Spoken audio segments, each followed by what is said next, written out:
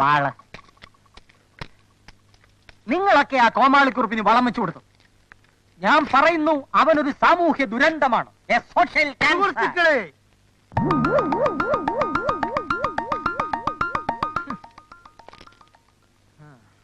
എന്നെ സംബന്ധിച്ചിടത്തോളം വളരെ പ്രധാനപ്പെട്ട ഒരു ദിവസമാണെന്ന്. നമ്മുടെ ഈ നേതാജി ക്ലബിന്റെ സെക്രട്ടറി എന്ന നിലയിൽ സ്തുതിർഹമാം വിധം ഒരു വർഷം ഞാനിന്ന് പിന്നിടുകയാണ്. സ്തുത്യർഹമാണോ കുംഭകോണമാണോ എന്ന് കണക്ക് നോക്കുമ്പോഴറിയാം അല്ലേ? ചില മാന്യന്മാർ മുൻപൂടെ സെക്രട്ടറി ആയിരുന്നപ്പോൾ നമ്മൾ കുറെ അനുഭവിച്ചതാണ്. നേതാജി ക്ലബ്ബ് തകരും എന്ന ഘട്ടം വന്നപ്പോൾ നിങ്ങൾ എല്ലാവരും കൂടി എന്നെ സെക്രട്ടറി ആക്കി. നേതാജി ക്ലബ്ബ് ഇതാ പുരോഗതിയെ കുതിച്ചുകൊണ്ടിരിക്കുകയാണ്. കുതിക്കുമ്പോ മൂക്കൂത്തി വീഴാതിരുന്നാ മതി. ഇത് കണക്കുകളാണ്, സത്യസന്ധമായ വരവ് ചെലവ് കണക്കുകൾ. നമ്മൾ പണികഴിപ്പിച്ച മനോഹരമായ ഗസ്റ്റ് ഹൗസിന്റെ കണക്കുകളുടെ ആദ്യം നമുക്കൊന്ന് കണ്ണോടിക്കാം. ആദ്യം സിമന്റ് കുംഭകോണം. അത് കുറുപ്പ് സാറേ, സെക്രട്ടറി കണക്ക് പറയട്ടെ പ്ലീസ്. സിമന്റ് വളരെ വില പിടിച്ചൊരു വസ്തുവാണെന്ന് നിങ്ങൾക്ക് ഏവർക്കും അറിയാമല്ലോ. ഗസ്റ്റ് ഹൗസിന്റെ പണി നടക്കുന്ന കാലത്ത് സിമന്റ് എങ്ങും കിട്ടാത്തൊരവസ്ഥയായിരുന്നു. അത് ഞങ്ങൾ ആരും അറിഞ്ഞില്ല. പിന്നെ എന്റെ എല്ലാ സ്വാധീനവും ഉപയോഗിച്ചാണ് ഞാൻ ഇങ്ങനെയെങ്കിലും ഈ സിമന്റ് ഒപ്പിച്ചെടുത്തത്. 1000 ചാക്ക് സിമന്റിന് വെറും തുച്ഛമായ 1,40,000 രൂപയെ കൊടുത്തിട്ടുള്ളൂ. അത് ലാഭമാണ്. എത്ര പറയുമ്പോ കേൾക്കണം. പറഞ്ഞപ്പോ കേട്ടു. 1000 ചാക്ക് സിമന്റിന് 1,40,000 രൂപ പോലും. അപ്പൊ ഒരു ചാക്കിന് എത്ര? കണക്ക് കൂട്ടി നോക്കണം. കൂട്ടി നോക്കണം. തനി കൂട്ടിയാലെന്താ? ഞാൻ പറഞ്ഞ സാറേ, ഒരു ചാക്കിന് 140 രൂപ. ഒരു ചാക്ക് സിമന്റിന് 140 രൂപ. ക്ഷാമകാലമാണെന്ന് ഓർക്കണം. സുഹൃത്തുക്കളെ, ക്ഷമിക്കണം. ഇത് കൊള്ളയാണ്, തട്ടിപ്പാണ്, പകൽ കൊള്ളയാണ്. Dear members, I am secretary of this Netaji Club. Any member shouting is a very, very nonsense.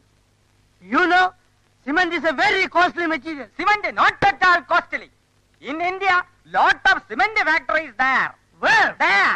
Shankar Cement, AC Cement, BC Cement, INGC Cement, CIGC Cement, Tata Cement, Birla Cement, Dharalam Cement everywhere.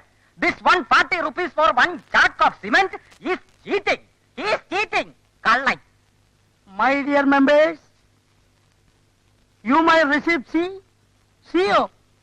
I know like it. Insult. You're an idiot. I'm not an idiot. Stupid. Me shut up. Shut up. I call you so kill you. ഇല്ലടാ. ഓ ജൂലെ. നീ പോടാ ജൂലെ. നീ എവിടുന്ന് വന്നടാ? നീ എവിടുന്ന് വന്നടാ? നീ എന്ത് ചെയ്യും? അറിയാവനെ.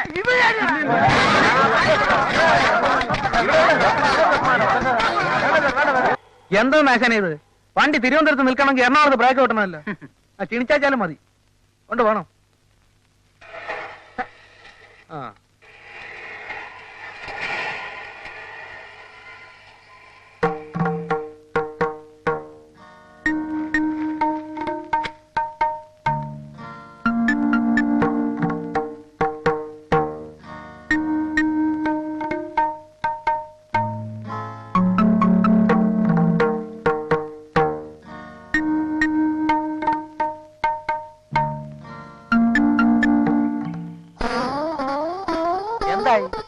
എന്താവാനാ? അകത്തിരുന്ന് പയറ് പോലെ ഏത്തക്കാ വിഴുങ്ങുക. ഇന്നലത്തെ സംഭവം കേട്ടപ്പോ ഞാൻ വിചാരിച്ച ആള് കാഞ്ഞു പോയി കാണുമെന്ന്. ഈ കൃഷ്ണകുറുപ്പിന്റെ ഇടയ്ക്ക് ഒരു വെയിറ്റും ഇല്ലേ? ഇന്നലെ രാത്രി മുഴുവൻ ഇരുന്ന് ഗോമൂത്രം കുടിക്കുകയായിരുന്നു. പണ്ട് ആരാണ്ടോ പറഞ്ഞു കൊടുത്ത ആയുർവേദമാണ്. ഇപ്പൊ ഒരു കുഴപ്പമില്ല.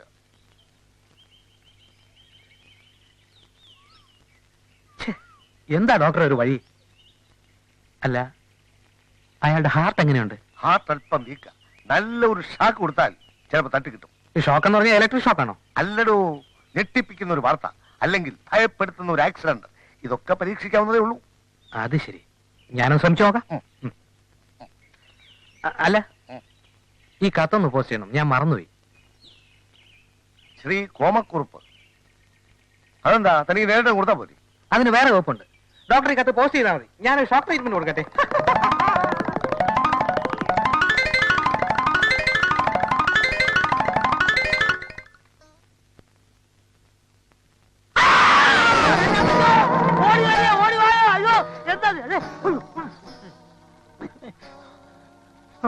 എന്താ എന്താ എന്താ അത് എന്റെ അനുജൻ അവൻ ചത്തുപോന്ന് ഞാൻ വിചാരിച്ചു സാർ.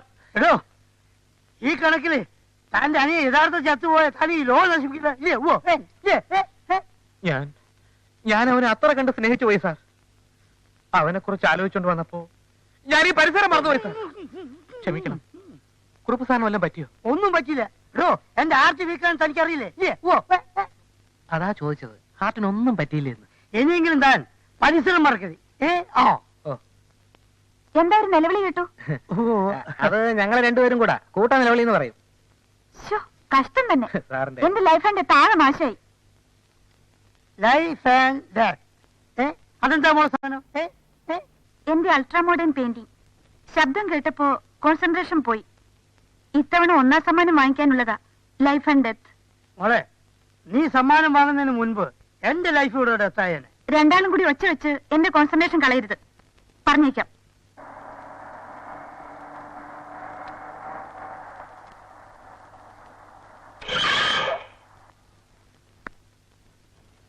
ഇറങ്ങണ വളിയില് ഇറങ്ങാൻ. താനൊക്കെ കോത്താടുന്ന വരുവാണോ? മനുഷ്യരെ കൊല്ലാൻ നടക്കുക.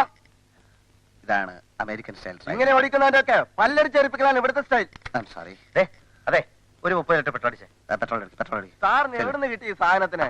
ദേഷ്യപ്പെടാതെ പെട്രോൾ അടിക്കണം. ഇവനെയൊക്കെ കൊണ്ട് നടന്നാലേ ആളും കാണൂല വണ്ടിയും കാണൂല. പ്ലീസ്. സാറ് പറഞ്ഞുകൊണ്ട് ഞാൻ വെറുതെ വിട്ടിരിക്കുന്നു. അവന്റെ ഒരു അമേരിക്കൻ സ്റ്റൈൽ.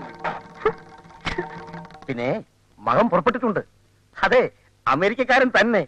പക്ഷേ വേഷം മാറിയ വരുന്നത് ഡ്രൈവറായിട്ട്. യഥാർത്ഥ ഡ്രൈവർ അമേരിക്കൻ വേഷത്തിലായിരിക്കും.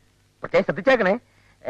അത് പെൺകുട്ടിയുടെ സ്വഭാവം ദൂരെ നിന്ന് പഠിക്കാനാ വേഷം മാറി വരുന്നത്. അത് ഞങ്ങൾ നോക്കിക്കോളാം. ഏതായാലും വിളിച്ചു പറഞ്ഞ നന്നായി. ആ അങ്ങനെ വരുമ്പോ പറയാം. ഓക്കെ.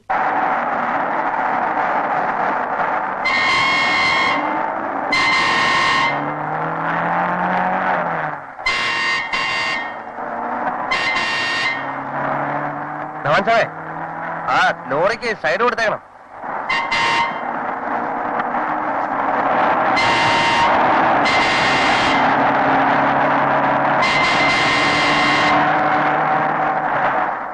സാർ, ലോറി താൻ മിണ്ടായിരിക്കണോ? എന്നെ ഓവർടേക്ക് ചെയ്യാൻ ഒരുത്തരെയും ഞാൻ സമ്മതിക്കില്ല. അമേരിക്കയിൽ ഞാൻ സമ്മതിച്ചിട്ടില്ല.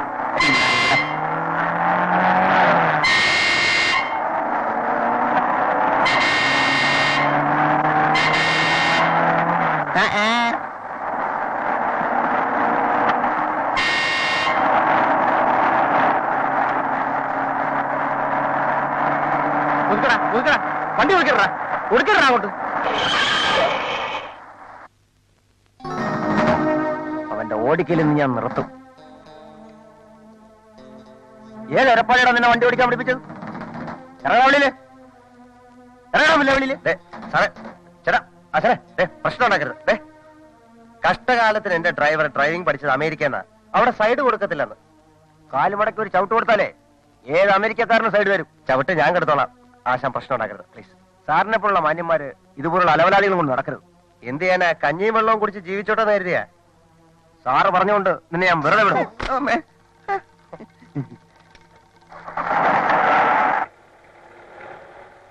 താൻ എന്നെ ഇൻസൾട്ട് ചെയ്തു. അതെ, സാറിന്റെ തടി കേടാവാതിരിക്കാൻ എന്റെ ശരീരത്തെ തൊട്ടിരുന്നെങ്കിൽ അവന്റെ കഥ ഞാൻ കഴിച്ചാലേ. ക്ഷമിക്കണം, എനിക്ക് അറിഞ്ഞൂടായിരുന്നു. ഇനി ഈ നാടകങ്ങളിൽ പറ്റില്ല. അത് നടപ്പില്ല. ഞാൻ തന്നെ അമേരിക്കക്കാരൻ, നീ തന്നെ ഡ്രൈവർ. പാന്റ് ഷർട്ടോ കഴിച്ച് മാറ്റി. ഈ റോഡിൽ നിന്ന് ഒന്നും പറയണ്ട. അട്ടയെ പിടിച്ച് മെത്തേ കിടത്തി കാറിന് പിന്നിച്ചിട്ട് ശരിയാവില്ല. പാന്റ് ഷർട്ടോ കഴിച്ച് മാറ്റി വണ്ടി എടുക്കടാ. അല്ല, അങ്ങനെ വണ്ടി എടുക്കടാ. ഷർട്ട്